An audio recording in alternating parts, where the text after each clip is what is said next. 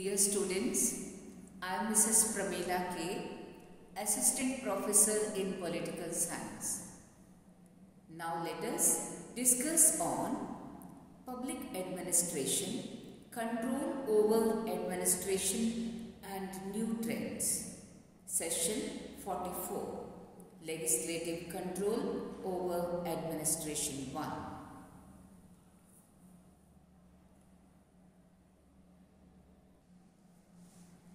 Public administration has grown in power in recent years. It has acquired quasi-judicial power in addition to its original executive power. These powers are constantly growing in dimension. Broadly speaking, control over administration may be divided into two heads: internal control and external control.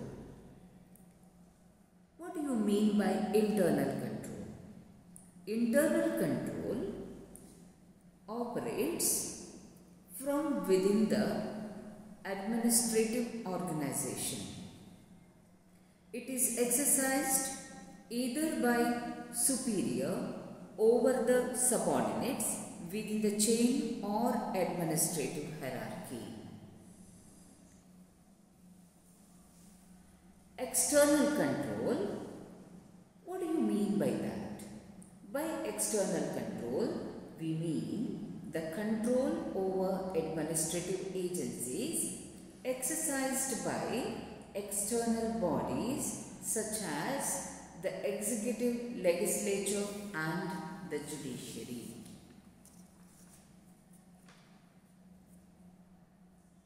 Executive control over the administration exercised by the executive in presidential form of government such as USA. This control is exercised by the president. Political direction, let us see what exactly meant. The executive or the cabinet is responsible for policy formulation, supreme direction or administration, and the coordination and control over the various branches of the administration. It provides leadership to administration. Individual ministers has also the power of direction, supervision and control. His public official can take any important decision without bringing it to the notice of minister concerned. Second point, budgetary system. The budgetary system determines the total financial and personal resources which no department can exceed. Through budget allocation, the executive can exercise effective control over the administration. Third point, recruitment system. Another important means of executive control over administration is recruitment system. Executive control works through requirement of civil servant. Although there is an independent agency to recruit the civil service, yet the higher posts are filled by the executive. Next point, executive legislation. Executive exercises large power of sub-legislation.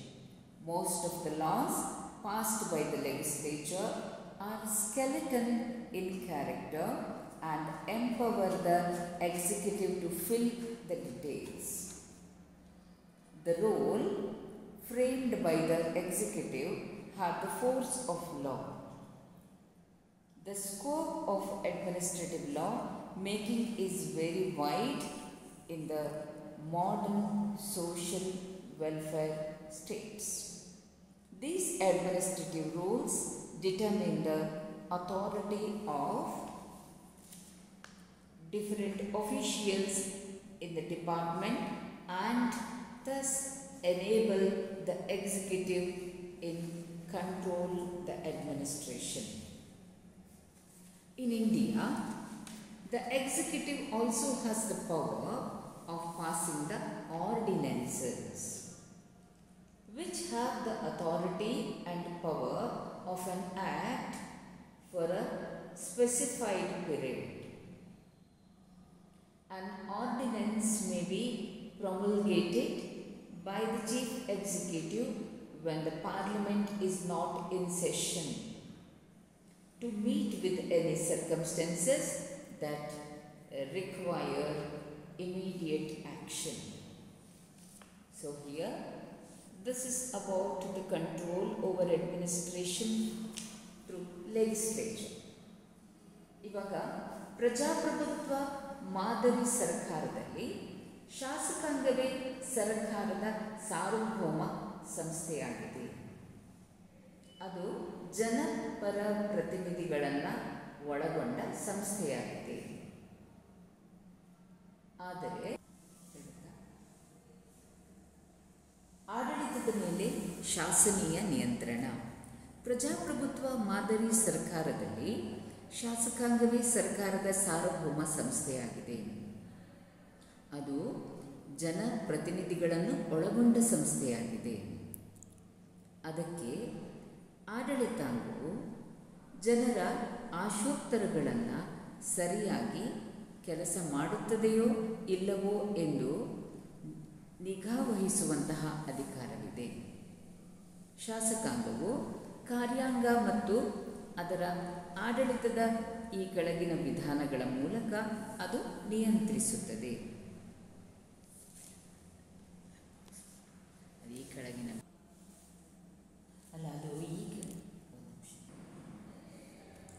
ಸಾರ್ವಜನಿಕ ನೀತಿಯ ನಿರ್ಧಾರ, determination of public policy. ಪ್ರತಿಯೊಂದು ಪ್ರಜಾಪ್ರಭುತ್ವ ರಾಷ್ಟ್ರಗಳಲ್ಲಿ ಸರಕಾರದ ನೀತಿ ನಿರೂಪಣೆಯನ್ನು ನಿರ್ಧರಿಸುವ ಶಾಸಕಾಂಗದ ಅಧಿಕಾರವು ಪ್ರಶ್ನಾತೀತವಾಗಿದೆ. ಶಾಸಕಾಂಗ ನಿರ್ಧರಿಸಿದ ನೀತಿಗಳನ್ನು, ಕಾರ್ಯಕ್ರಮಗಳನ್ನು, ಶಾಸನಗಳನ್ನು ಕಾರ್ಯಾಂಗದ ಅಧಿಕಾರಿಗಳು ಜಾರಿಗೊಳಿಸಲೇಬೇಕು. ಈ ಕಾರ್ಯಕ್ರಮಗಳ ಜಾರಿಯ ಮೇಲೆ ಶಾಸಕಾಂಗ ಸದಾ ನಿಗಾ ವಹಿಸುತ್ತದೆ. ಎರಡನೇ ಪಾಯಿಂಟ್, ಆಡಳಿತ ವ್ಯವಸ್ಥೆ, ಆರ್ಗನೈಸೇಷನ್. ಶಾಸಕಾಂಗವು ಆಡಳಿತ ಯಂತ್ರದ ಗಾತ್ರ, ಪಾತ್ರ ಮತ್ತು ಸ್ವರೂಪವನ್ನು ನಿರ್ಧರಿಸುತ್ತದೆ. ಸಾರ್ವಜನಿಕ ಆಡಳಿತದ ಚೌಕಟ್ಟೆ, ಮೂಲ ಚೌಕಟ್ಟೆ ಶಾಸಕಾಂಗದಿಂದ ನಿರ್ಧರಿತವಾಗುತ್ತದೆ. ಅದು ಆಡಳಿತ ನಿರ್ವಹಿಸಬೇಕಾದ ಕಾರ್ಯವನ್ನು ನಿರ್ಧರಿಸುತ್ತದೆ. ಅದು ಹೊಸ ಇಲಾಖೆಯನ್ನು ಸೃಷ್ಟಿಸಬಹುದು.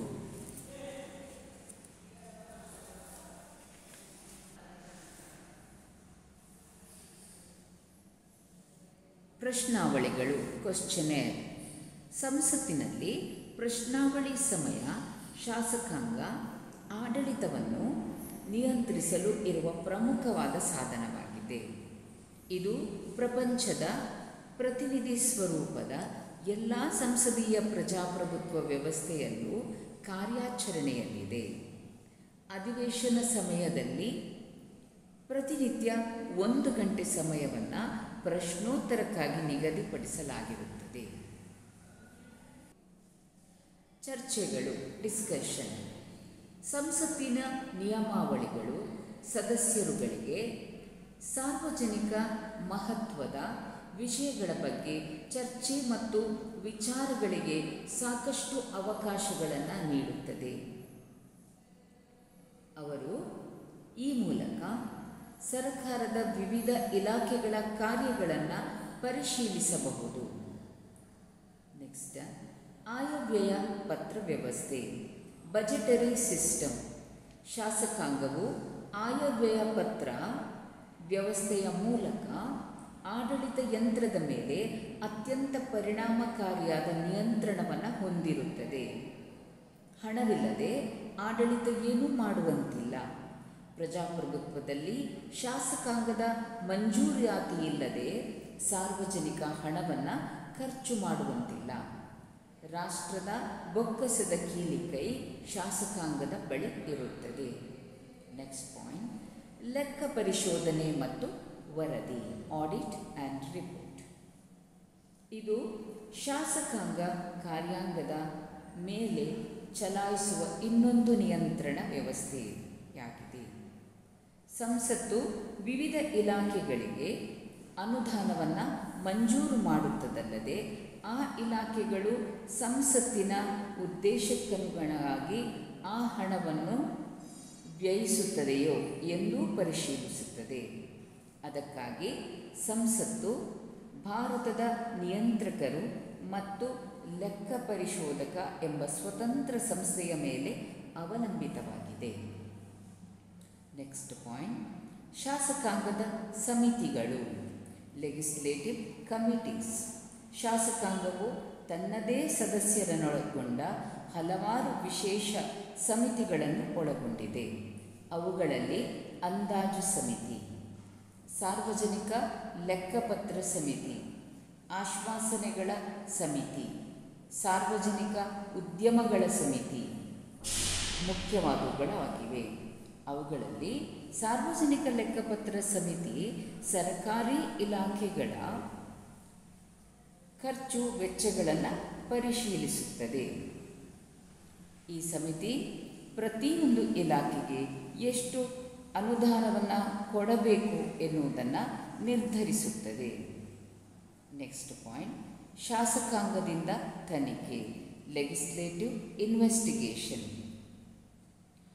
ಶಾಸಕಾಂಗಕ್ಕೆ ಆಡಳಿತದ ಲೋಪದೋಷಗಳನ್ನು ತನಿಖೆ ಮಾಡುವ ಅಧಿಕಾರವಿದೆ. ಆಡಳಿತ ಯಂತ್ರ ಭ್ರಷ್ಟವಾದರೆ ಅಥವಾ ಅದಕ್ಷವಾಗಿದ್ದರೆ ಅದು ತನ್ನ ಅಧಿಕಾರವನ್ನು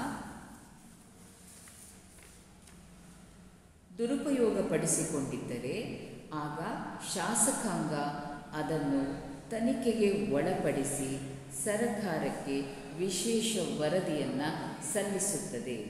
ಅದಕ್ಕಾಗಿ ಒಂದು ತನಿಖಾ ಆಯೋಗವನ್ನು ಕೂಡ ನೇಮಿಸುತ್ತದೆ. ಸ್ಟೂಡೆಂಟ್ಸ್, ಇವಾಗ ನಾವು ಸೆಷನ್ 44 ಶಾಸಕಾಂಗ ಯಾವ ರೀತಿ ಆಡಳಿತದ ಮೇಲೆ ನಿಯಂತ್ರಣವನ್ನು ಮಾಡುತ್ತದೆ ಎಂಬುದನ್ನು ತಿಳಿದುಕೊಂಡಾಗಿದೆ.